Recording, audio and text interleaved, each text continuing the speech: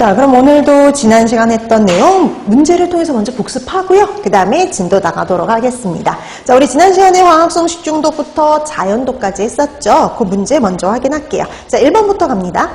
자, 1번 미나마타병의 원인 중금속. 단순하죠. 그래서 미나마타병의 원인 뭐냐? 이렇게 물어보면 당연히 수은이죠. 답은 4번입니다.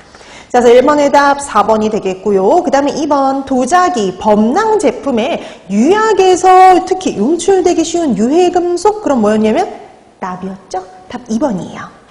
자, 그래서 2번의 답 2번이 되겠고요. 그 다음에 3번 조제분유 사건의 원인물질에서 조제분유 사건, 3분의 간장 사건의 원인물질로요.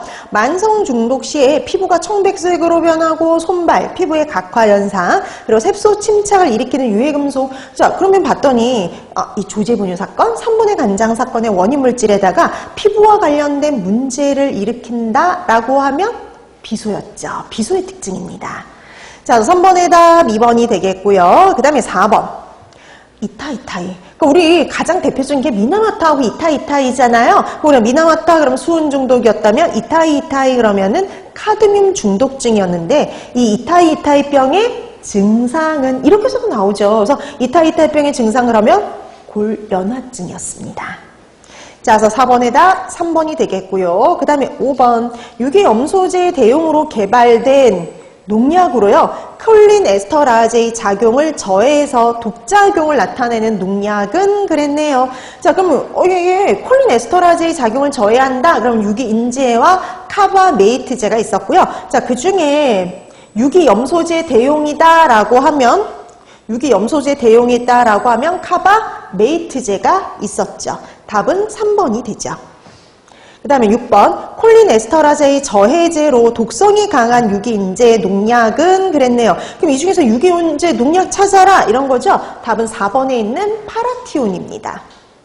그 다음에 5번 무색 또는 백색의 결정성 분말로요. 물에 잘 용해가 되며 감미도는 설탕의 40~50배 정도로 발암성이 확인되어서 현재 사용이 금지된 유해감미료. 그럼 이 중에 유해감미료 찾으라는 건데요. 뭐 설명이 더 있긴 하지만 보기 중에 유해감미료에 해당이 되는 거, 사용이 금지된 감미료에 해당이 되는 거 2번에 있는 시클라메이트 하나죠. 답 2번이에요.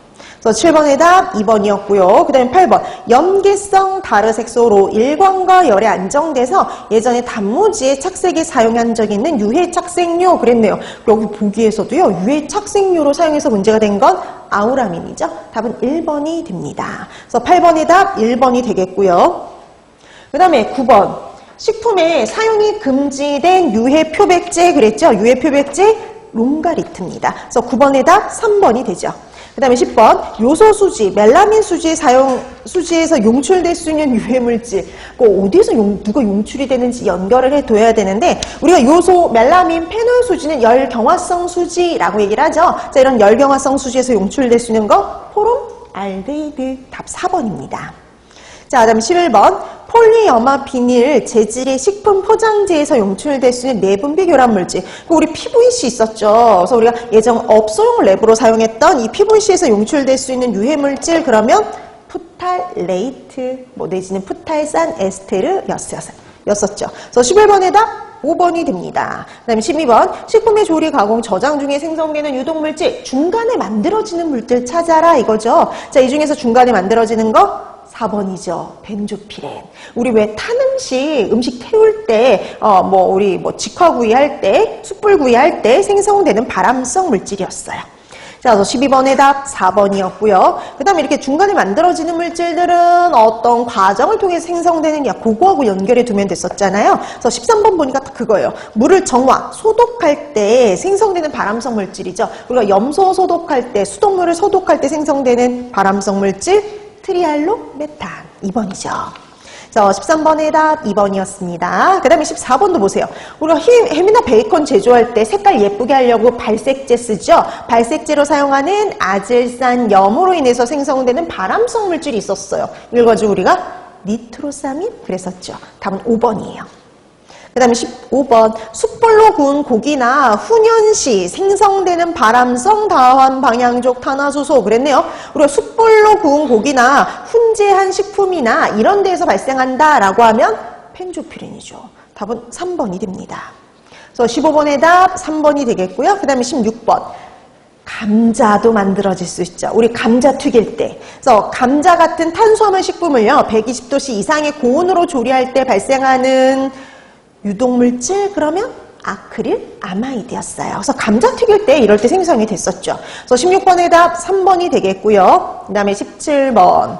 뼈 조직에 축적되어서 조혈 기능 장애를 일으킬 수 있는 방사능 동위원소. 자, 우리 딱 세 가지를 구분해 두면 됐어요. 세슘, 그 다음에 스트론튬, 그리고 요오드. 요 세 가지였는데 그 중에 뼈에 축적되어서 조혈 기능 장애를 보인다? 그러면 2번 스트론튬 90이었죠. 자, 그래서 17번의 답 2번이 되겠고요. 그 다음에 18번. 미강